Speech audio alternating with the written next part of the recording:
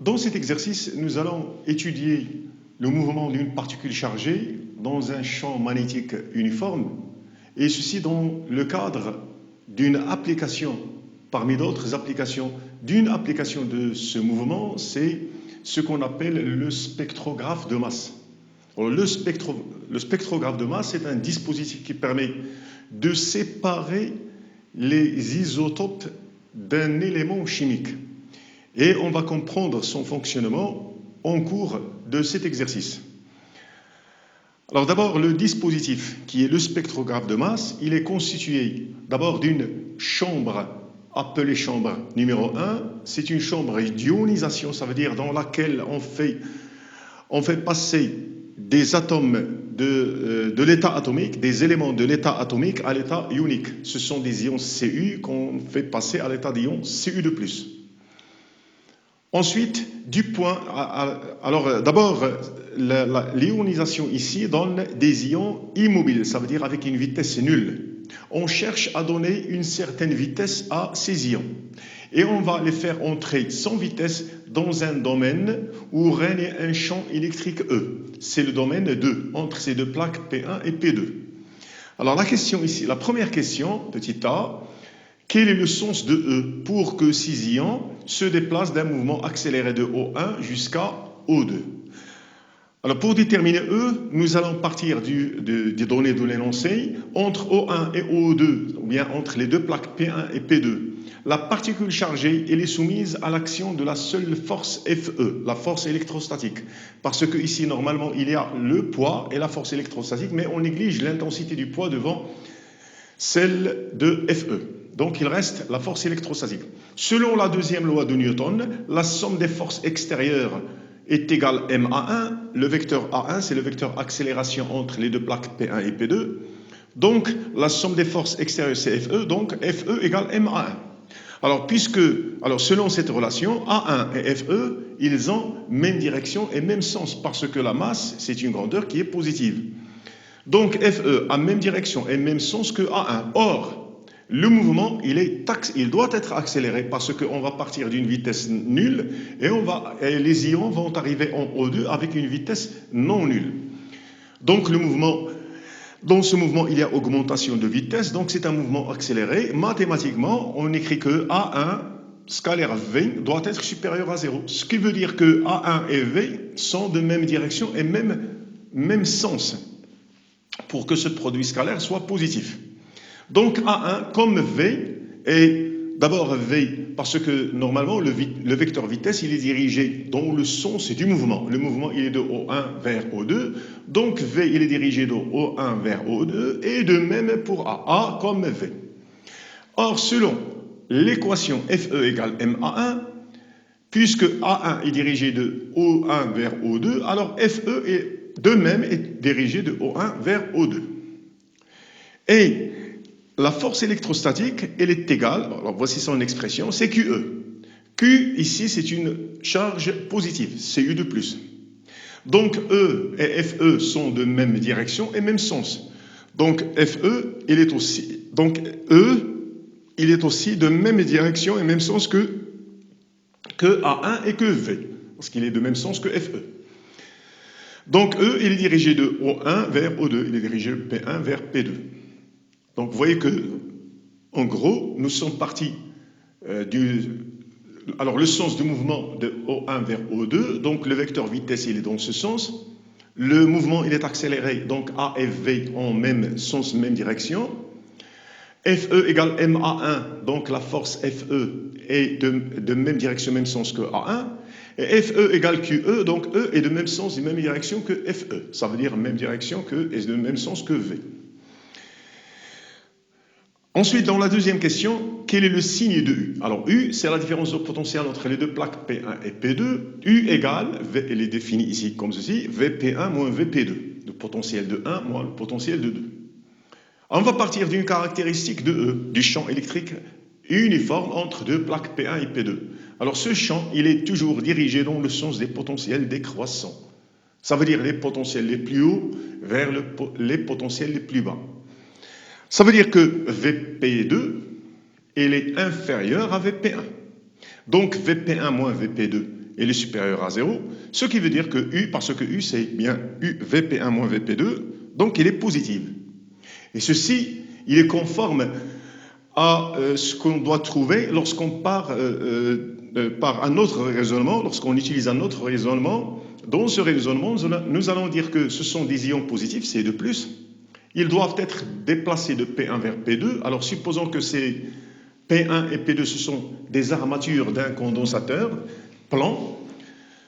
Alors pour que les ions C2+ se déplacent, pour qu'ils puissent se déplacer de O1 vers O2, ici sans vitesse, ici avec vitesse, ça veut dire d'un mouvement accéléré, il faut que cette charge soit positive, chargée positivement, et l'autre chargée négativement pour que les ions positifs soient repoussés par P1 et attirés par P2, ce qui donne bien une tension positive.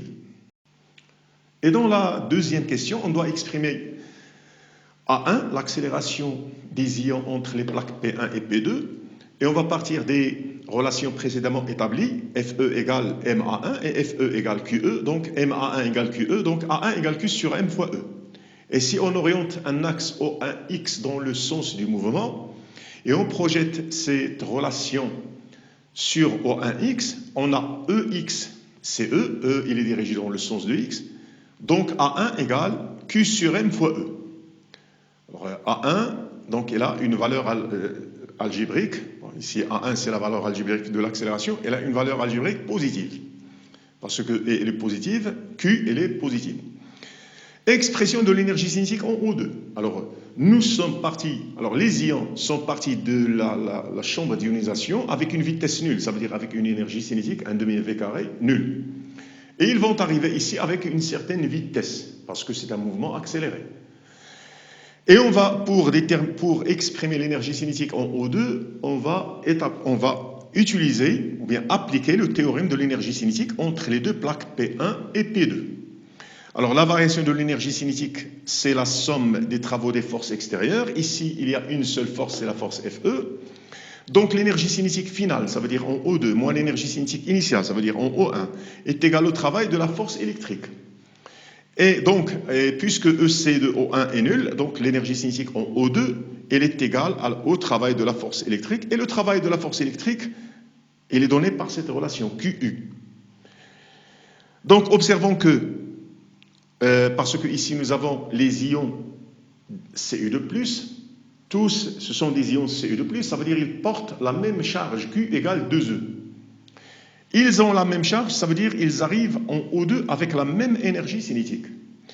Les particules portant la même charge Q arrivent en O2 avec la même énergie cinétique. Et pour la vitesse, alors l'énergie cinétique en O2, c'est 1 demi mv carré. Pour V, c'est la vitesse de sortie de O2. Est égal QU. Donc V égale racine de 2QU sur M. Donc observez que l'énergie cinétique, elle est la même pour tous les ions Ce2+, mais la vitesse, elle dépend de la masse. Oui, nous avons la même Q, la même charge, la même valeur de U, mais si la masse est différente, si deux ions ont deux masses différentes, ils auront des vitesses différentes. Pour des particules de même Q, de même charge, V dépend de la masse. Alors voyons ce qui se passe dans notre cas. Dans la chambre d'ionisation, les atomes de cuivre sont ionisés en Cu2+, mais ce mélange, cet échantillon de cuivre, il est composé de deux isotopes. L'isotope CuZa1 et CuZa2. Alors deux isotopes, ce sont deux atomes qui ont le même numéro atomique, ça veut dire qu'ils représentent le même élément chimique, ici c'est le cuivre, mais ils ont un nombre, ça veut dire qu'ils ont un nombre de protons le même, ils ont le même nombre de protons, mais un nombre de neutrons différent. Ça veut dire que le nombre de masse A1, il est différent. Ce sont deux isotopes, et dans ce cas, deux isotopes de cuivre. Alors observons qu'est-ce qui se passe pour ces deux isotopes. Pour la charge, Q égale plus 2E. Q égale plus 2E. Donc, ils ont la même charge. Donc, selon cette équation, ils vont avoir en O2 la même énergie cinétique. A nucléon, ça veut dire A proton, A1 nucléon, ça veut dire A1 proton et neutron. La masse de l'ion, d'un ion, c'est A1, c'est le nombre de nucléons, soit proton ou bien neutron, multiplié la masse d'un nucléon, soit proton ou neutron. Alors ici, la masse du proton, elle est égale à la masse du neutron. Donc la masse d'un ion, c'est A1 fois Mn. Et pour l'autre, A2, il est différent, ce nombre, il est différent, donc la masse est égale à A2 fois Mn. Et puisque ce sont deux isotopes, ils ont des nombres de masses différents, donc ils ont deux masses différentes. Donc qu'est-ce qui se passe pour la vitesse? Donc ils vont arriver en O2 avec des vitesses différentes. Et pour la troisième question, les particules chargées vont entrer par l'ouverture O2 dans une chambre 3 dans laquelle règne un champ magnétique B uniforme perpendiculaire au plan de la figure. Et sous l'effet, ou bien ce champ magnétique, il va engendrer une force magnétique qu'on appelle la force de Lorentz. Et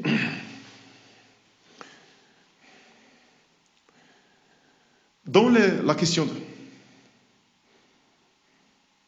et pour la question 3, les particules chargées par l'ouverture O2 vont entrer dans une chambre 3 dans laquelle règne un champ magnétique B uniforme perpendiculaire au plan de la figure, ça veut dire au plan du tableau. Ces particules vont entrer avec une certaine vitesse et ils vont être déviés par une force magnétique qu'engendre le champ magnétique, c'est ce qu'on appelle la force de Lorentz. Ils seront déviés soit vers le bas, soit vers le haut, ça dépend du sens du champ magnétique. Alors ici, la question c'est la suivante, quel doit être le sens du champ magnétique, ça veut dire est-ce qu'il doit être sortant ou bien entrant, pour que les particules chargées soient déviées vers le bas, ça veut dire vers un point I situé en dessous de O2. Alors pour cela, nous allons utiliser l'expression de la force de Lorentz. Alors dans la chambre 3, un ion il est soumis à l'action de la force magnétique Fm. Fm égale, c'est l'expression de la force de Lorentz, égale QV vectoriel B. Alors c'est un produit vectoriel. Et dans ce produit vectoriel, les termes de cette égalité, ces trois vecteurs doivent former ce qu'on appelle un trièdre direct, comme IJK lorsqu'il s'agit d'un repère orthonormé de vecteurs unitaires IJK. Alors I vectoriel J égale K, ou bien QV vectoriel B égale Fm. Alors pour trouver le sens de B, on utilise la règle de la main droite. Dans cette règle, le pouce indique QV, l'index B et le majeur Fm. D'abord, puisque Q c'est une charge positive parce que ce sont des ions Ce2+, V et QV sont de même sens. Donc, le pouce il indique QV, la force magnétique il est indiquée par le majeur, la force magnétique vers le bas, verticale vers le bas, et donc l'index indique le sens du champ magnétique. Donc ce champ magnétique doit être sortant pour que les particules puissent être déviées vers le bas. Une question en marge de celle-ci, c'est la suivante. Alors observez que ce spectrographe de masse, avant la chambre 3, il y a d'abord une chambre numéro 1 et une chambre numéro 2. Alors, quel est l'intérêt de ces deux chambres? Alors, observons la force magnétique. Si la charge est nulle, cette force elle est nulle. Si la vitesse de la particule chargée elle est nulle, donc la force est nulle. Donc, il faut qu'il y ait une charge non nulle et munie d'une certaine vitesse non nulle. C'est pour cela que dans la chambre d'ionisation, les atomes sont passés à l'état d'ion. Ça veut dire des particules porteuses de charge non nulle. Ion Ce2+. La chambre 2, dans laquelle règne un champ électrique, c'est une chambre accélératrice. Pour donner à ces particules chargées pour les faire passer d'une vitesse nulle dans la chambre d'ionisation à une vitesse non nulle avec laquelle ils entrent dans la chambre 3. Donc, ils entrent, ce qui entre dans la chambre 3, ce sont des particules qui portent une charge non nulle avec une vitesse non nulle, et sous l'effet de B, ils vont être soumises à une force de Lorentz non nulle, ce qui va permettre leur déviation. Et dans la question 4a, nous devons établir la nature du mouvement d'une particule chargée dans un domaine où règne un champ magnétique uniforme, ça veut dire dans la chambre 3. Et nous allons d'abord démontrer que le mouvement est plan. Et pour cela, nous allons partir de la deuxième loi de Newton appliquée dans un repère terrestre, supposé galiléen. La somme des forces extérieures égale ma, donc Fm. Alors ici, on néglige le poids devant la force magnétique. Donc cette somme, elle est réduite à la force magnétique, est égale ma. Donc QV vectoriel B, selon l'expression de la force de Lorentz, égale ma. Donc A égale Q sur M, V vectoriel B. Alors selon ce produit vectoriel, A, elle doit être perpendiculaire à la fois à V et à B. C'est une caractéristique de ce produit vectoriel. Avant de continuer, nous allons définir un axe OZ dont l'origine O est placée sur ce plan. Le vecteur unitaire, son vecteur unitaire K, il est dirigé comme B. Donc c'est un axe qui est parallèle à B, qui est perpendiculaire au plan de la figure. Alors soit K, le vecteur unitaire de l'axe OZ, perpendiculaire au plan de la figure, parallèle à B, c'est évident. Alors A est perpendiculaire, le vecteur A est perpendiculaire au vecteur B. Donc, puisque B et K sont parallèles, donc A, elle doit être aussi perpendiculaire à K. Donc la projection de A sur l'axe des Z, ça veut dire AK, elle est nulle, parce qu'il lui est perpendiculaire. Or, K, c'est la dérivée de la vitesse selon Z par rapport au temps. Donc, la dérivée de la vitesse selon Z par rapport au temps égale 0. Donc, Vz, c'est une constante. Et à l'entrée, cette valeur de Vz, elle est nulle, parce que le vecteur vitesse, il est perpendiculaire, il est sur le plan. Donc, il est perpendiculaire à l'axe des Z. Donc, Vz, elle a une valeur nulle. Vz égale dz sur dt égale 0. Donc, Z, c'est une constante. Et à l'entrée, cette constante, elle est égale à 0. Z, ça veut dire la projection de la position de la particule chargée sur l'axe des Z, elle est nulle. Donc Z égale une constante égale 0. Et ce qui nous intéresse ici, c'est qu'elle est constante. Donc, alors, puisque Z est une constante, ça veut dire que le mouvement de la particule chargée dans cette chambre 3 ne se fait pas selon l'axe des Z. Ça veut dire que la particule reste sur le plan de la figure. Donc, le mouvement se fait sur le plan perpendiculaire à B, perpendiculaire au champ magnétique, et contenant O2, ce qui fait, donc, on conclut que c'est un mouvement, d'abord, il est plan.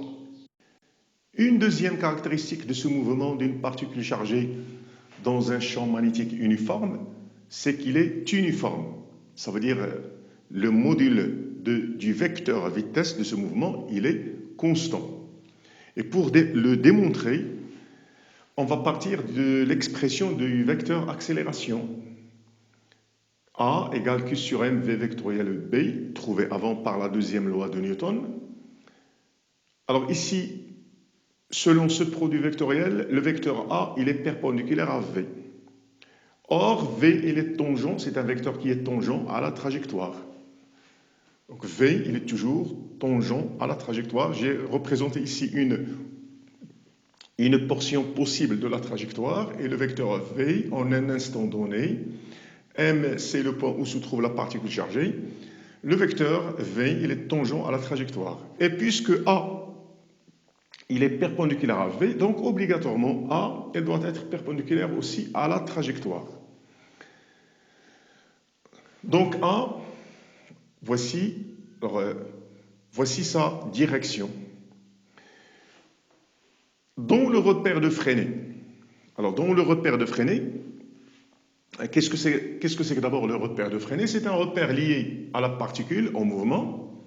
Il est muni de deux vecteurs unitaires n et u, tel que n, c'est un vecteur unitaire dirigé vers l'intérieur de la courbure. U, c'est un vecteur tangent à la trajectoire, ça veut dire qu'il est dirigé comme V.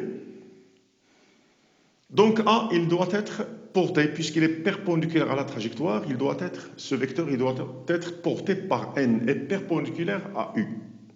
Donc on peut écrire que A, il est égal, le vecteur accélération en un instant donné, il est égal au vecteur accélération normale. Or, dans le repère de Freinet, le vecteur accélération, c'est l'accélération normale plus l'accélération tangentielle. Et puisque A égale à N, donc AT, elle doit être nulle. Ce vecteur est nul. Ça veut dire que la projection de A sur la tangente à la trajectoire, elle est nulle sur le vecteur U.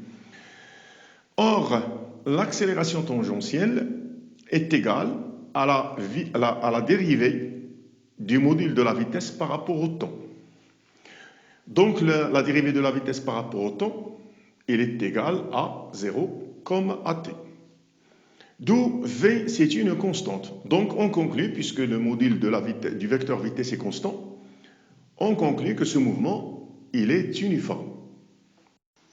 Une autre caractéristique de ce mouvement, c'est qu'il est circulaire. Et pour le démontrer, on va partir de l'expression de l'accélération, du vecteur accélération, Q sur M, V vectoriel B. Donc, le module de A, c'est Q sur M. Ici, Q, c'est une charge positive. Q sur M, V fois B, fois le module de V, fois le module du vecteur B, multiplié par le sinus de l'angle entre les deux, V et B. Or, ici, V, il se trouve, puisque le mouvement est plan, donc V se trouve sur ce plan, et B, il lui est perpendiculaire. Donc, ils sont perpendiculaires, V et B, ce qui veut dire que l'angle entre les deux, c'est pi sur 2. Et sinus de pi sur 2, c'est 1, donc il reste A égale Q sur M VB. Or, nous avons montré aussi que A est égal à A normal. A tangentiel, il est nul. Et A normal, l'accélération normale, elle a pour expression V au carré sur ρ, où ρ est le rayon de courbure de la trajectoire. Donc, on peut conclure que V au carré sur ρ, c'est Q sur M VB, ce terme est égal à celui-là, parce que A est égal à N. Donc, on déduit ρ est égal MV sur QB. Alors, observons que pour la même particule chargée de masse M et de charge Q, au cours du mouvement, la masse ne varie pas, Q ne varie pas. La vitesse, nous avons montré que le mouvement est uniforme, la vitesse reste constante, et le champ magnétique, il est uniforme, ça veut dire qu'il est le même en tout point de ce domaine. Donc, cette quantité est une constante au cours du temps. Ρ, c'est une constante, donc le mouvement d'une particule de masse M et de charge Q est circulaire, parce que c'est le rayon de courbure, il est constant, donc la trajectoire, c'est une portion de cercle. Donc le mouvement est circulaire, le rayon de sa trajectoire est R égale MV sur QB. Et toujours dans le cadre de la quatrième question, petit b, on doit exprimer R en fonction de B, M, U et E. Et pour cela, nous allons commencer par le théorème de l'énergie cinétique entre O1 et O2. Nous avons trouvé que 1 demi mv carré égale QU, c'est déjà fait dans une question précédente. Ici, V, c'est la vitesse la norme de la vitesse de la particule dans la chambre 3, parce que nous avons montré que cette norme, elle est constante, c'est un mouvement uniforme. Alors ici, vous avez le vecteur vitesse VI, V1, V2, V3, parce que ici, le vecteur vitesse, il change. Parce que le mouvement, il est circulaire. Le vecteur vitesse, il change de direction, mais il garde la même norme. Et nous allons appeler cette norme V. Alors, 1 demi mv carré égale QU. Donc, V égale racine de 2QU sur M. Pour les ions Cu2+, la charge c'est plus 2e. Donc la norme de la vitesse prend l'expression 2 racine de EU sur M. Si je remplace Q par 2E, j'obtiens ici racine de 4, c'est 2. Or, R est égal mv sur QB, déjà trouvé avant, dans A. Donc, R égale M sur 2E, je remplace Q par 2E et je remplace V par son expression.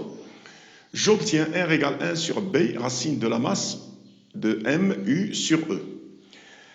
Ensuite, dans la question 5, on va faire une application numérique dans laquelle on va chercher la valeur de B, du champ magnétique dans la chambre 3.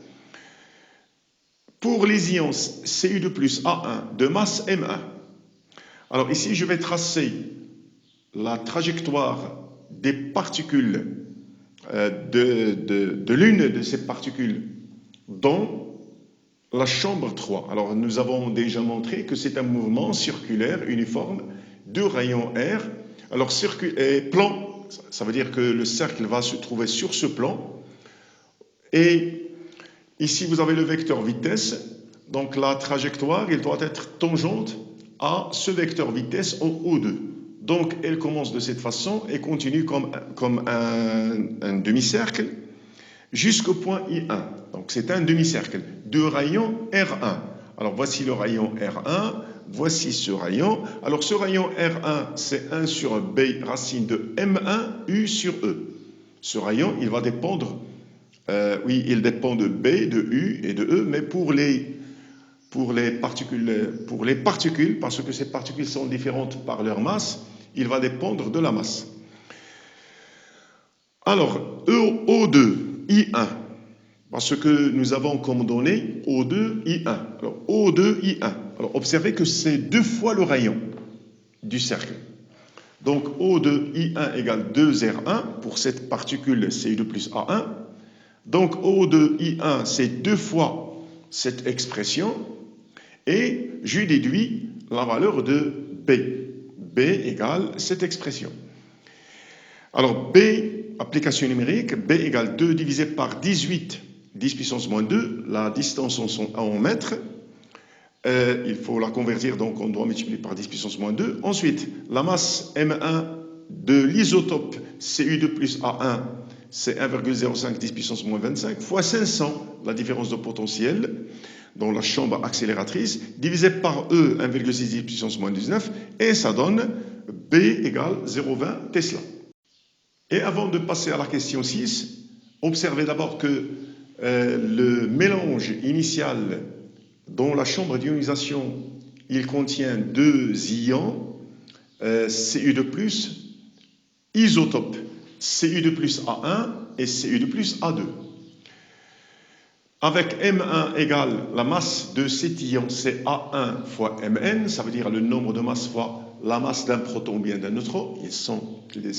La masse d'un proton est approximativement égale à la masse d'un neutron. M2 égale A2Mn, donc observez que puisque A1 est différente de A2, ce sont 2 isotopes, donc les masses M1 et M2 sont différentes. Et par conséquent, ils vont donner des rayons R1 et R2 différents. Parce que B, le même pour les deux, U, la même, E, c'est une constante. Donc R1 sera différent, ce rayon sera différent de R2. Ce qui va donner 2 trajectoires pour les 2 ions, 2 trajectoires différentes. La première en rouge pour celui qui a la masse la plus faible, et là le rayon le plus petit, et la deuxième en vert. Observez que les ions partent de la même façon tangentiellement au vecteur vitesse au début, mais les trajectoires vont différer après pour aboutir à la première en I1 et à la deuxième en I2, tel que le diamètre de ce demi-cercle en rouge, c'est 2 fois R1. Le diamètre du deuxième, c'est 2 fois R2. Alors, dans la question 6a, on demande la relation entre O2I1 et O2I2. Et A1, le nombre de masses du premier type de particules, et A2 du deuxième type de particules. Alors, O1I1, c'est 2 fois le rayon, et O2I2, c'est 2 fois le rayon. Je divise membre par membre, j'obtiens cette relation est égale R2 sur R1.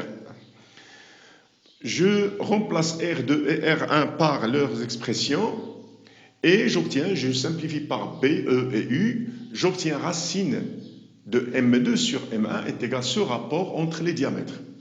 J'élève au carré, j'obtiens ce carré égale M2 sur M1.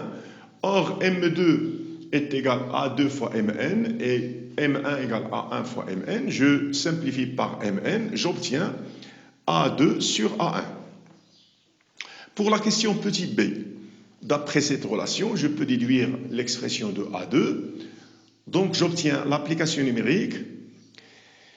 A2 égale 63 fois, ici ce n'est pas la peine de convertir, on va simplifier par centimètre. A2 égale 65, ça veut dire, alors A1 égale 63, A2 égale 65, ça veut dire que le mélange initial contenu dans la chambre d'ionisation, c'est un mélange de 2 isotopes du cuivre.